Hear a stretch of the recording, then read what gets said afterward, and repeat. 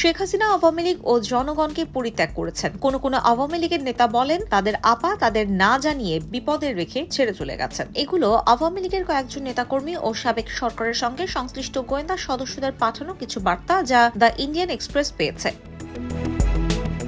আত্মগোপনে থাকা আওয়ামী লীগের এক নেতা বলেন, দুর্নীতি, চাঁদাবাজি, নির্যাতন, পুলিশের নিষ্ঠুরতায় জনগণের মধ্যে ক্ষোভের সৃষ্টি হয়। বিএনপিকে নির্বাচনী তরিতে ওঠানো গেলে সেই ক্ষোভ হয়তো নামানো যেত, তাতে দলের উপকার হতো। নেতাকর্মীদের পরিত্যাগ করে শেখ হাসিনার চলে যাওয়ার একই অনুভূতি শেয়ার করেছেন আরো অনেকেই। 5 আগস্টের ঘটনাবলী তারা আগে থেকে আজ করতে পারেননি। সেদিন হাসিনা তার বোন শেখ রেহানাকে নিয়ে দেশ ছেড়ে ভারতে পালিয়ে যান। শেখ হাসিনার ছেলে সজীব ওয়াজেদ জয় বর্তমানে যুক্তরাষ্ট্রে ও মেয়ে সাইমা ওয়াজেদ ভারতে রয়েছেন। হাসিনার দেশ ছাড়ার সিদ্ধান্ত তার মন্ত্রিসভার সদস্য এমনকি ঘনিষ্ঠ সহযোগীদেরও পুরোপুরি বিস্মিত করেছে। আওয়ামী লীগের পতনের জন্য আত্মগোপনে থাকা এক নেতা বলেন, শেখ হাসিনা তাদের কথা শোনেননি। গ্যাং অফ 4 নামে একটি গোষ্ঠী হাসিনাকে বাস্তব অবস্থা বুঝতে দেয়নি।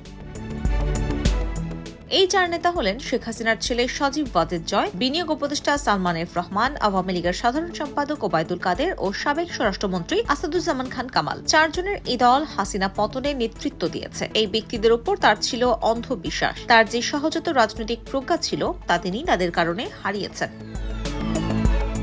কৌশলী কিছু নেতা হাসিনাকে জুলাইয়ের শুরুতে ছাত্র বিক্ষোভকারীদের সঙ্গে আলোচনায় বসার আহ্বান জানান, তবে তা প্রত্যাখ্যান করেন তিনি। হাসিনা সরকারের কফিনে শেষ পেরেকটি বসে তখন, যখন একই মাসে পুলিশের গোয়েন্দা শাখার সদস্যরা ছাত্র নেতাদের তুলে নিয়ে যান এবং ভয়ভীতি দেখিয়ে ও আন্দোলন কর্মসূচি প্রত্যাহারে জোরপূর্বক প্রতিশ্রুতি আদায় করে ছেড়ে দেন।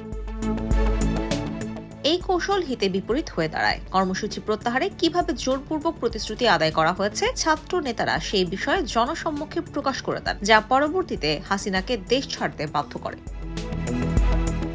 হাসিনার পতনের পর জীবনাশঙ্কায় আওয়ামী লীগের অনেক নেতাকর্মী ও বুদ্ধিজীবী দেশজুড়ে বিভিন্ন ক্যান্টনমেন্টে আশ্রয় নেন। ঘটনাচক্রে দেশ ছেড়ে পালানোর চেষ্টাকালে আটক হয়েছেন সালমান এফ রহমান, আনিসুল হক। বিদেশ যাওয়ার সময় আটক হন সাবেক পররাষ্ট্রমন্ত্রী হাসান মাহমুদ। হাসিনার দেশ ত্যাগের সঙ্গে সঙ্গে তার দলের জ্যেষ্ঠ নেতারা আত্মগোপন করেছেন, কেউ বা গ্রেফতার হয়েছেন। নেতারা বলছেন, 50 বছরের পুরনো যে দল টানা 15 বছরের বেশি দেশ শাসন করেছে, তারাই এখন অস্তিত্ব সংকটে।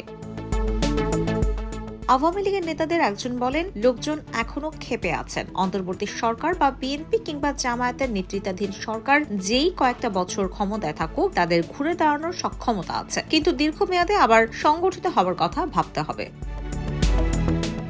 IBTV USA News Desk।